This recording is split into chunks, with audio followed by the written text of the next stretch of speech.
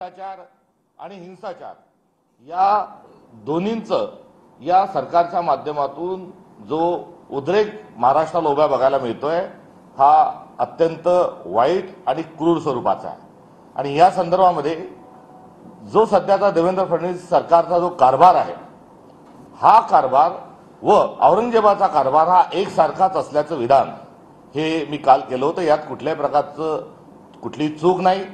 औरंगजेब निश्चित क्रूर होता आणि औरंगजेबाने स्वतःचा भाऊ दाराशिको याचा खून केला, त्याचं धड दिल्लीत गाडलं, मुंडकं ताजमहालमध्ये पुरलं। एवढंच नाही तर वडिलांना अटकेत टाकलं, लहान भाऊ त्या ठिकाणी वेळा ठरवला आणि याच्यासोबतच संभाजी महाराजांनाही त्यांनी छळलं। त्यामुळे औरंगजेब हा निश्चित क्रूर होता आणि औरंगजेब जेवढा क्रूर होतं तेवढंच देवेंद्र फडणवीस यांचं सरकार तेवढ्याच क्रूर पद्धतीने महाराष्ट्रात कारभार करत आहे, हे माझं विधान होतं। मात्र या विधानाच्या संदर्भामध्ये भाजपची का पोटदुखी झाली मला काही समजत नाही। मी काही विचित्र बोललो नाही, देवेंद्र फडणवीसांच्या संदर्भात मी अपशब्द वापरले नाही, कुठे देवेंद्र फडणवीसांचा एकेरी उल्लेख मी केला नाही। देवेंद्र फडणवीसांनी कुठे त्यांच्या औरंगजेबासारखी वेशभूषा करावी फक्त तेवढाच फरक आहे असं देखील मी बोललो नाही।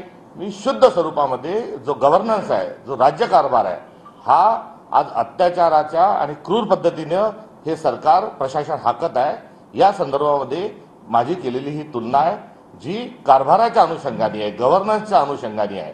मात्र असे असताना कालपासून भाजपचेच जे लोक आहेत यांनीच थेट देवेंद्र फडणवीसांनाच औरंगजेबाशी तुलना त्यांनी केलेली आहे। माझी